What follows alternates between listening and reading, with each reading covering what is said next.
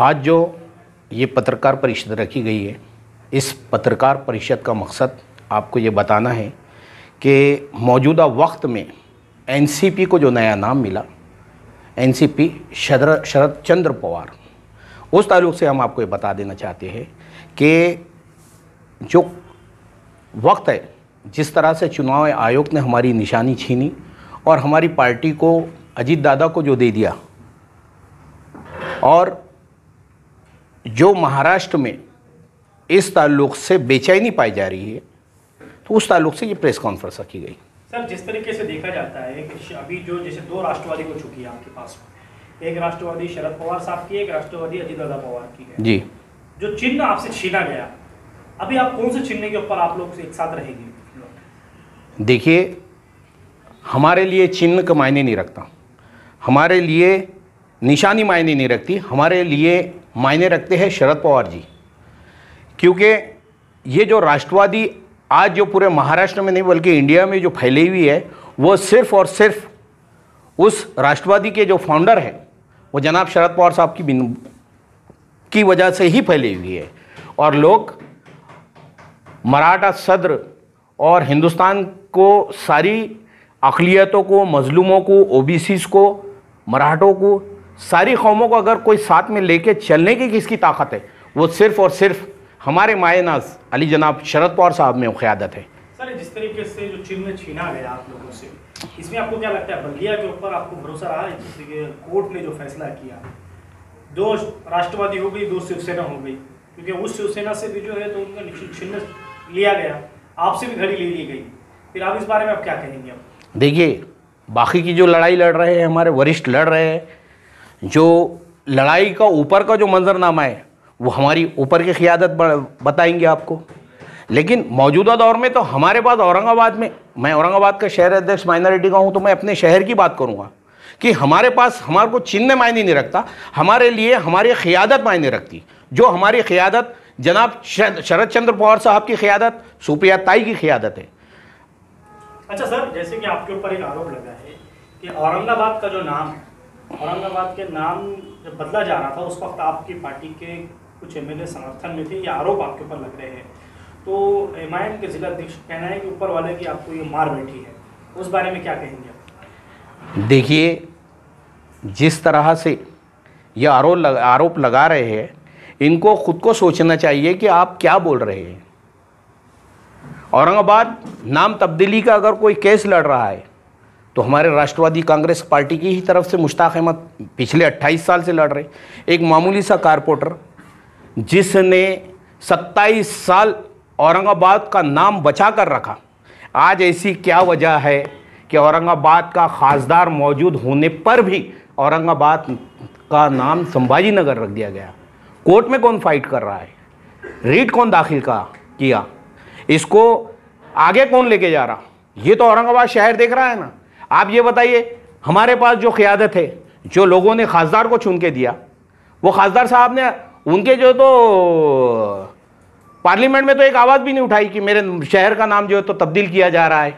उस पर उनका ऑब्जेक्शन जो है तो वहाँ दर्ज होना चाहिए था, उन्होंने क्यों नहीं जो है तो अपना ऑब्जेक्शन दर्ज कराया वहाँ पर? लेकिन सर, पार्टी के एमएलए जो है, सुप्रिया सिंह के एक बार फेसबुक के ऊपर भी छत्रपति संभाजी नगर लिखा हुआ आया था, उस पर भी विवाद चला था महाराष्ट्र में, पूरे महाराष्ट्र भर में मुस्लिम समाज ने जो है नाराजगी जताई थी। तो राष्ट्रवादी क्या चाहती है इस वक्त, क्या चाहती है राष्ट्रवादी? जो एमआईएम के जिलाध्यक्ष कह रहे हैं, क्या वो हम लोग सही माने इस बात को? देखिए, शरद पवार साहब का जब स्टेटमेंट आया था कि अगर उद्धव ठाकरे नाम चेंज ना करते हुए कुछ अच्छा करते तो मैं जो तो खुश होता, मैं औरंगाबाद का नाम औरंगाबाद ही बोलूँगा, ये उन्होंने आपके प्रेस कॉन्फ्रेंस में आकर बोला था।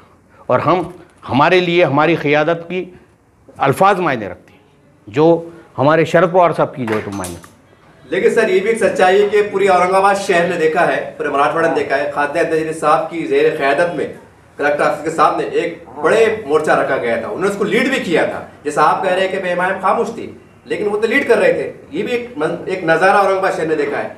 देखिए, अगर धरने और आंदोलन से अगर फैसले तब्दील हो जाते तो आज आसाराम बापू अभी तक अंदर नहीं होता, राम रहीम अंदर नहीं रहता था। देखिए, कुछ चीज़ें जो तो कोर्ट से फाइट करना पड़ती, इन्होंने खुद ही बैठ गए, खुद ही धरना दे दिए, खुद ही निकल गए और खुद ही बंद कर दिए। किसे पूछ कर किए? औरंगाबाद के। आप मुझे ये बताइए कि आप जैसा कह रहे हैं कि उन्होंने धरना दिया, बिल्कुल दिया, हम भी देख रहे थे। जब वही धरने की तारीख मुस्लिम नुमाइंदा काउंसिल ने वो 17 तारीख ली थी, 15 तारीख के जो तो धरने को 17 कर दिया कह रहा, बीच में इन्होंने जो है तो धरना शुरू कर दिए, उसकी डेट बढ़ा दी गई। तो कहीं ना कहीं आप ये बताइए, इम्तियाज़ जलील साहब ने, आप कह रहे हैं कि ज़ोरों शोर से जो तो मुद्दा उठाया, तो धरना दिया, तो धरना ख़त्म किसके बोलने पर किया और किसके बोलने पर बैठे थे फिर वो? और धरने में क्या कर रहे थे वो? धरने में बैठकर बोल रहे थे आज तो मैं बिरयानी खाऊंगा, आज तो मैं नान खलिए खाऊंगा। ये धरने का उसूल नहीं है। आप धरना दे रहे हैं, बिल्कुल आपको धरना देना चाहिए। उसमें तो हमारे कुरैशी बिरादरी को परेशानी हो गई थी, उल्टा पूरे जो तो जानवर पकड़े जा रहे थे वो टाइम उनके ये अल्फाज की वजह से। अच्छा ठीक है, जैसे आप कह रहे हैं कि खासदार इम्तियाज़ जलील साहब की बात कर रही है, एक खासदार यहाँ से चुन के आया है, 20 सालों से जो खासदार अपने पास थे, कभी वो पार्लियामेंट में आवाज़ उनकी उठी नहीं, लेकिन इम्तियाज़ जलील की आवाज़ तो गूंज रही है पार्लियामेंट के अंदर।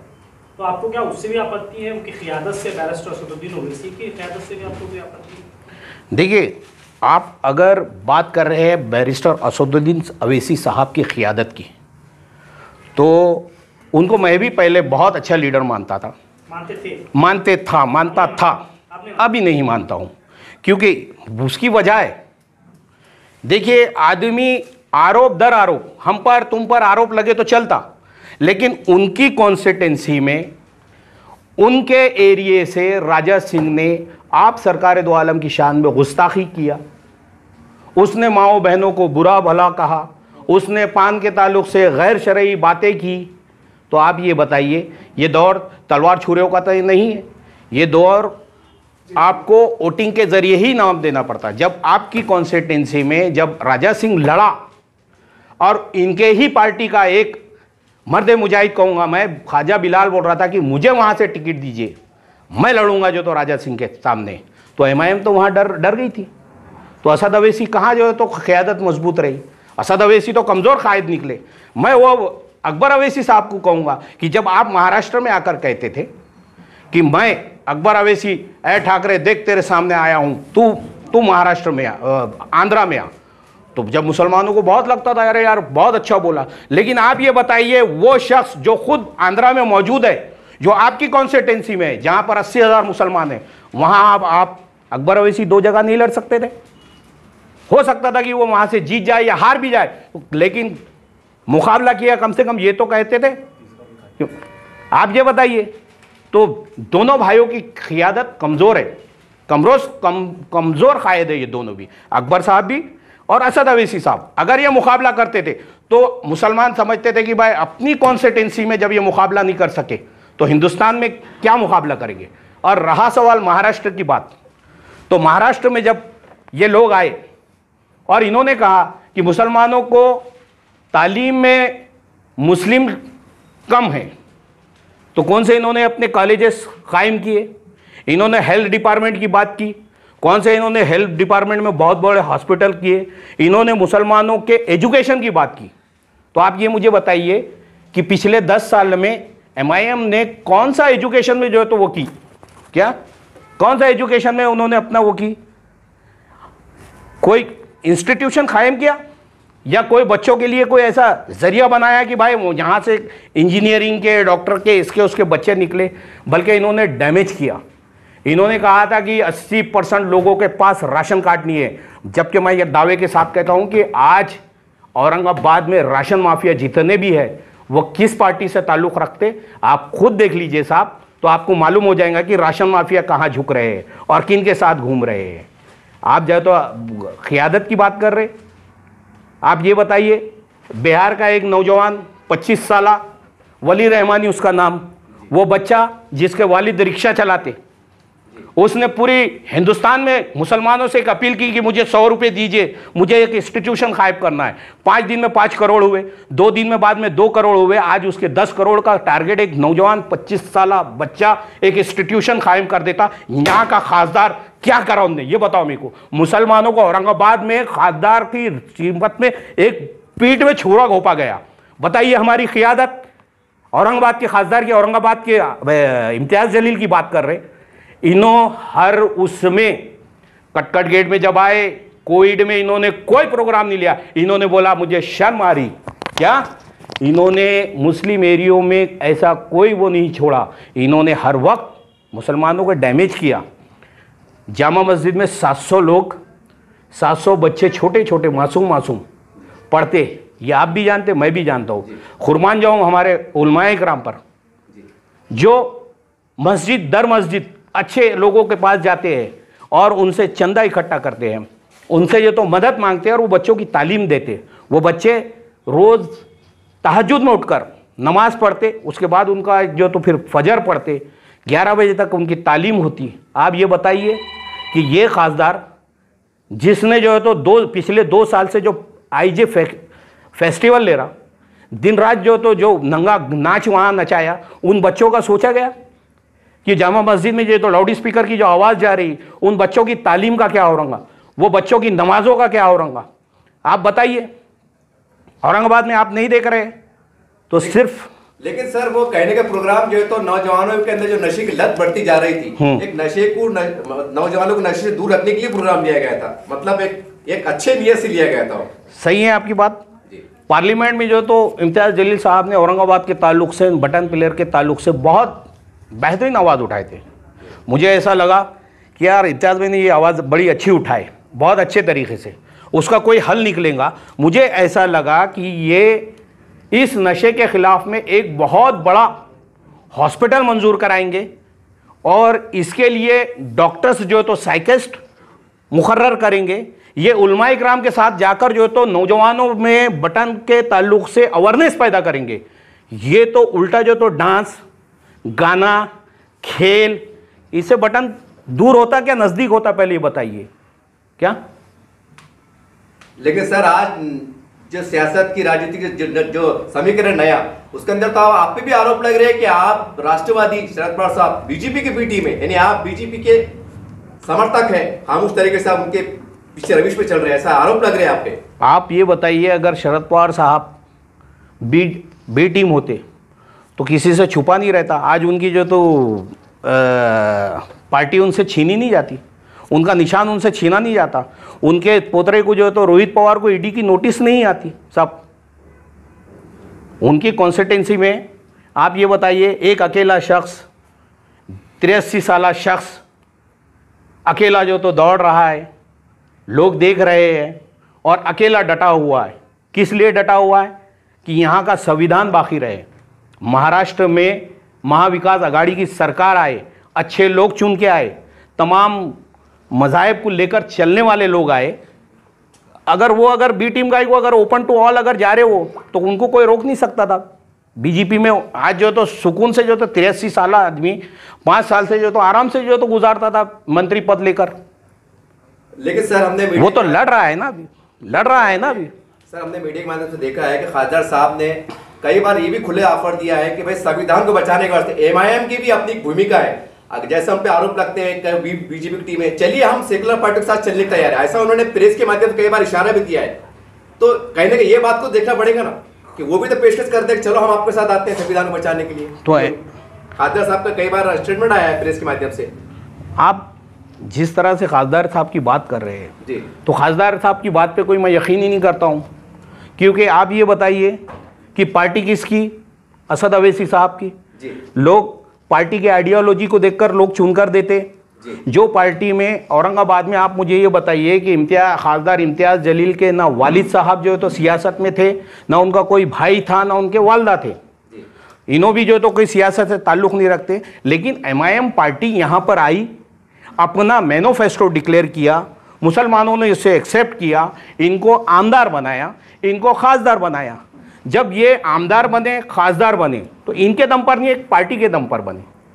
और आप ये कहते हैं कि खासदार इम्तियाज़ जलील सेकुलर पार्टियों को जो तो समर्थन कर रहे। तो आप ये बताइए, परसों के दिन और उससे पहले एक स्टेटमेंट, अगर आप 2 स्टेटमेंट, अगर आप सियासतदान हर बात पर नज़र रखता है। अभी उन्होंने कहा कि मुझे सत्तार भाई ने चुन कर दिया, जो उनका अभी घंटा क्या बोलते हैं उसको, घंटानाथ आंदोलन, राम मंदिर में घुसना, मुसलमानों के ताल्लुक से जो है तो गलत बयानी करना, उनके कायदीन का, ये मुसलमानों के ताल्लुक से ये बोलना कि इनके एरियो में प्रोस्टिट्यूशन होता है, तो आप ये मुझे बताइए कि वो अलग ही इशारा, मुझे तो ऐसा लग रहा है कि आने वाले वक्तों में खासदार इम्तियाज़ जलील औरंगाबाद MIM से नहीं लड़ने वाले, वो शिंदेगढ़ से या दूसरी चीज़ से लड़ेंगे। वो खुद MIM को खुदा हाफिज कर देंगे, क्योंकि उनकी पार्टी है ही नहीं।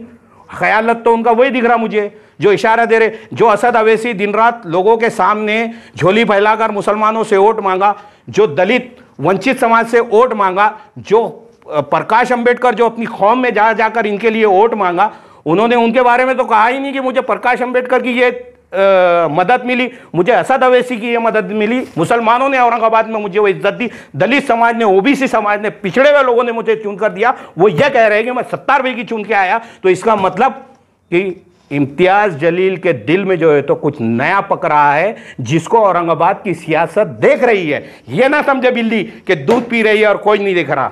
ये आपका ख्याल है, आरोप है कि इशारा है, क्या कहेंगे इसको आप आरोप समझिए, ख्याल समझिए या इशारा समझिए, मैं तीनों बातों को एक्सेप्ट करता हूँ।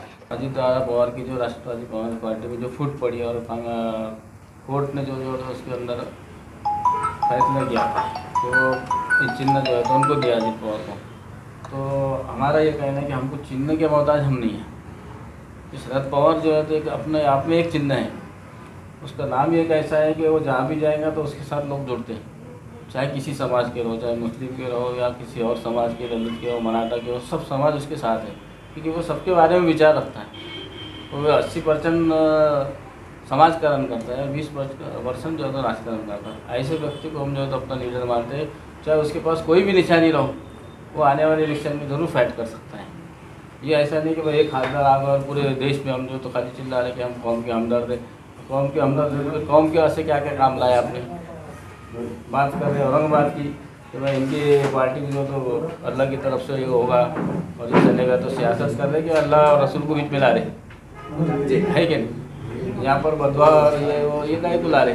तो तुम्हारे हाथ में था, तुम अपने अंदर जाके हाउस के अंदर आवाज़ उठा सकते थे, वहाँ उठाए क्या आपने आवाज़? आपने अपना विरोध दर्ज कराए कि कभी एक दिन धरना दिए बस होगा, वो मोमबत्तियाँ वगैरह लगा के, उससे ज़्यादा क्या करें आप? लीगल एक्टिविटीज़ क्या करें? जो कि एक खासदार जिसका नाम उससे जुड़ा हुआ है, तो संभाजी नगर है कि औरंगाबाद का खासदार है, पहले इतना वो सोचना चाहिए। और आने वाला जो इलेक्शन आएगा तो कैसा लड़ेंगे आप जी? संभाजी नगर से लड़िए कि औरंगाबाद से लड़िए, उसकी फिक्र आपको करना चाहिए। हमारे ऊपर वो थोप दे खाली कि भाई इनकी वजह से गया, इनकी पार्टी शामिल थी, हम उसके अंदर शामिल नहीं थे, हमारे जो तो हमदर्द भी उसमें शामिल नहीं थे। CM ने जो तो जाते जाते वो फैसला ले लिया, जो उसको अधिकार था दे दिया, वो जो होगा सो होगा। लेकिन अब भी राष्ट्रवादी के लोग ही औरंगाबाद कुर्ती समिति जो बनाकर उसका केस लड़ रहे हैं, पहले भी लड़ा, आज भी लड़ रहे हैं। इंशाल्लाह आने वाले अभी 20 फरवरी की तारीख है उसकी, कुछ ना कुछ हमारे फेवर में फैसला आएगा। सर एक आखिरी में जाते थे, आपसे सवाल है कि औरंगाबाद अमानुल्लाह मोतवाली के बाद जो है तो खाजा साहब की शक्ल में मुस्लिम क़यादत मिली, ठीक है, आपकी इख्तलाफात, आपकी जो भी आरोप है वो अपनी जगह पर दुरुस्त है। अब नए समीकरण में सवाल है कि जैसे राष्ट्रवादी पार्टी भी कहती है कि हम मुसलमानों के मसीहा हैं, क्या माना जाए कि आने वाले वक्तों में कम से कम नए खासदार तो आमदार के रूप में कोई मुसलमान चेहरा देंगे, जैसा ख्वाजा शरफुद्दीन साहब है, मौलाना अपने इलियास त्रिमानी साहब है, मुश्ताक अहमद साहब है, क्या किसी एक क्षेत्र से इनको मतलब बता दें कि हम मुसलमानों के साथ हैं और हम मुसलमानों को लीडर बनाने की ताकत रखते हैं, चुनाव की ताकत रखते हैं, ऐसा देखने को नज़ारा मिलेगा आने वाले वक्तों में? देखिए साहब, राष्ट्रवादी की नीयत, फिर आप देख रहे हैं कि राष्ट्रवादी की नीयत साफ है। अगर आप ये कह रहे हैं कि औरंगाबाद से एक टिकट की क्या बात कर रहे हैं यार, राष्ट्रवादी में कितने जो तो मुस्लिम चेहरे चुन के दी। दूसरी एक बात, फौजिया मैडम को खासदार राज्यसभा किसने दिया? राष्ट्रवादी ने दी ना। औरंगाबाद की एक कॉन्स्टिट्यूंसी में हमारी सीट पक्की है और इस बार हम चुन के आएंगे। मुस्लिम चेहरा कोई नाम बता सकते हैं आप? ख्यास क्या? देखिए, ये तो ऊपर वाले वरिष्ठ डिसाइड करेंगे। अच्छा। हमारे लिए तो हमारा हर भाई अल्हम्दुलिल्लाह चुन के आने वाला है। हमारे पास औरंगाबाद में बहुत अच्छे राष्ट्रवादी में हैंड है। जैसा आपने कहा कि ख्वाजा शरफुद्दीन, अल्हम्दुलिल्लाह अल्लाह ने पूरी ताकत दिया, हर समाज में अपना चेहरा रखते हैं। इलियास किरमानी साहब, बहुत अच्छी क़यादत, वो भी जो है तो उलमा इकराम में अच्छा चेहरा रखते हैं, इनकी भी अच्छी पकड़ है। मुश्ताक अहमद जो लड़ रहे हैं वो भी एक अच्छा चेहरा है। तो हमारे पास चेहरों की कमी नहीं है।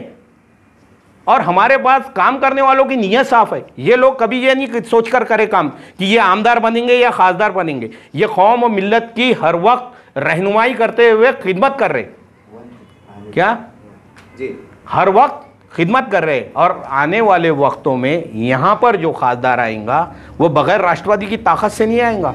और इंशाल्लाह सुमा इंशाल्लाह आप और हम जिंदा रहे तो ये देखेंगे कि औरंगाबाद में मुस्लिम वार्डों से इस वक्त पूरी ताकत से हमारे ख्वाजा शरफुद्दीन मुल्ला की पूरी रहनुमाई में इंशाल्लाह पूरे मुसलमानों में अगर कोई लहर चलेंगी तो सिर्फ शरद पवार एनसीपी यही आपको नजर आएंगे इंशाल्लाह। इस बार वंचित आपसे सर हमने देखा है मीडिया के माध्यम से कि प्रकाश अंबेडकर साहब मतलब हमको वंचित में उसमें लिया गया है महाविकास आघाड़ी में, क्या औरंगाबाद में उससे गहरे असरात पड़ेंगे मुसलमानों के दलितों को मिला के एक नया समीकरण तैयार होगा, आपको लगता है सर? मुझे तो ऐसा लगता है साहब कि इस बार मेरी अपनी पर्सनल राय, एज ए एनसीपी लीडर नहीं, मेरी as a Mohammad Tahir NCP leader के नहीं, ऐसे बोल रहा हूं कि इस बार वंचित समाज को प्रकाश अंबेडकर को ही औरंगाबाद से टिकट देना चाहिए, खासदार का। महाविकास आघाड़ी ने हमें जो है तो अभी जो है तो हम ऊपर भी मुतालबा करेंगे, लेकिन प्रकाश अंबेडकर साहब को ही औरंगाबाद का, क्योंकि उनका खर्च है औरंगाबाद पे, उन्होंने मुस्लिम एक खासदार चुन के दिए। अब वो दलित समाज जो तो पिछड़ा हुआ आज भी यकीन नहीं कर रहा मुसलमानों पे कि हमने तुमको खासदार दिए, हमको तुमने कुछ भी नहीं दिए। तो मैं तो मेरी पर्सनल ये राय रहेंगी कि औरंगाबाद से इस बार जो है तो अगर किसी को टिकट देना है महाविकास आघाड़ी को तो प्रकाश अंबेडकर साहब को देना चाहिए, क्योंकि वो कानून के जो है तो अच्छे जानकार है, वो खुद एडवोकेट है, बाबा साहेब अंबेडकर के जो है तो ख़ानदान में से, उनकी आल में से है और हर समाज को लेके चलने का उनका जज्बा है। आपका नाम पद बोल दीजिए। मैं मोहम्मद ताहिर, माइनॉरिटी शहर औरंगाबाद ज़िला अध्यक्ष, और मेरे साथ में हैं हमारे माइनॉरिटी के महाराष्ट्र के प्रदेश सचिव अशरफ पठान, ये हमारे पूर्व विधानसभा अध्यक्ष शेख समीर साहब, मेरे ज़िला अध्यक्ष के ज़िले में जो है तो उपाध्यक्ष इरफान साहब मौजूद हैं।